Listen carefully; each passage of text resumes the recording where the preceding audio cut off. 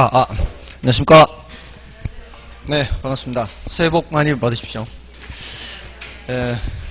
오늘 처음 오신 분들 계시나요? 처음 시작하시는 분들인가요? 처음 시작하십니까?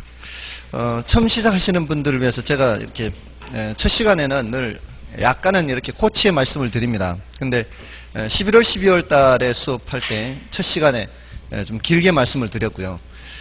오늘은 조금은 짧게 말씀을 드립니다.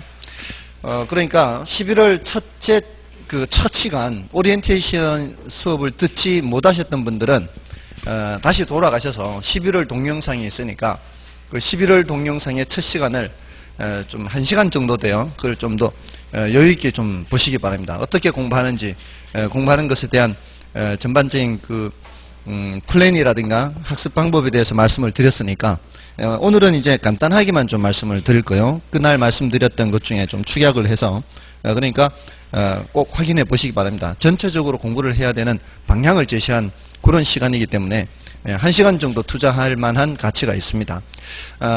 저는 이제 부동산 학교를 가르치는 이동기라고 합니다.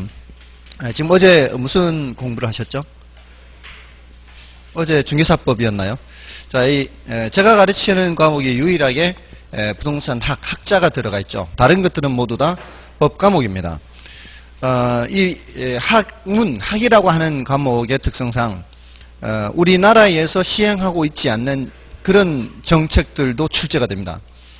다른 법 과목들은 우리나라 시행하는 그 법 규정의 내용을 묻지만 이 이론 문제는 다른 나라에서 시행하고 있는 제도도 출제가 됩니다. 굉장히 폭넓게 출제가 되죠. 그래서 사람들이 좀 어려워하기도 합니다. 너무 범위가 방대해서. 대신 깊게 들어가지는 않습니다. 깊게 들어간다 생각하시면 그때는 그는 버린다라고 생각하시면 돼요. 아무튼 제가 가르치는 학문의 성격은 그런데요. 전반적으로 이제 어떻게 공부를 해야 되는지 간단하게만 좀 말씀을 드리면 지금 1차와 2차 중에서 1차가 비중이 압도적으로 높습니다. 1차가 패스 안 되면은 2차는 아무 소용이 없죠. 그래서 1차의 민법과 부동산학개론의 비중이 높고요.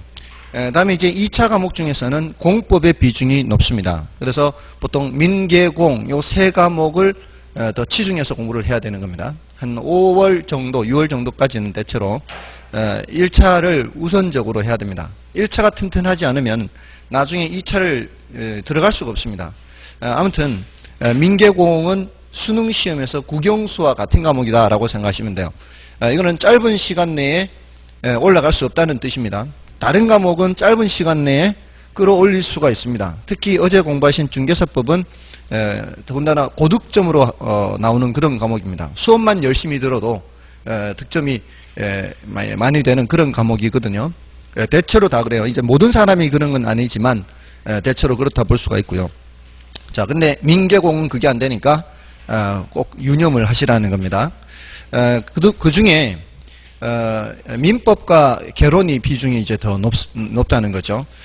그 민법 개론 학습 비중이 거의 10시간이라면 한 7, 8시간은 거의 민법 개론이라야 됩니다. 그리고 분량이 민법이 좀 더 많습니다.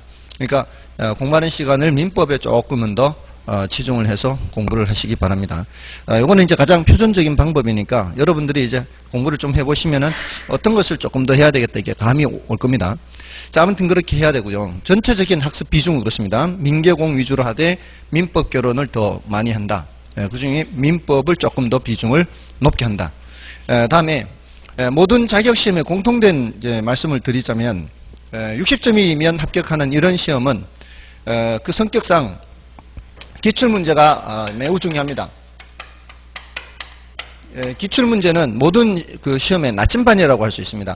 공무원 시험이든 수능이든 학생들 또는 뭐 다른 자격시험이든 이 합격 60점이 넘으면 합격하는 이런 시험에서는 기출문제가 나침반 역할을 합니다. 그래서 여러분들이 갖고 계시는 이 교재 안에도 기출문제가 많이 수록되어 있고요.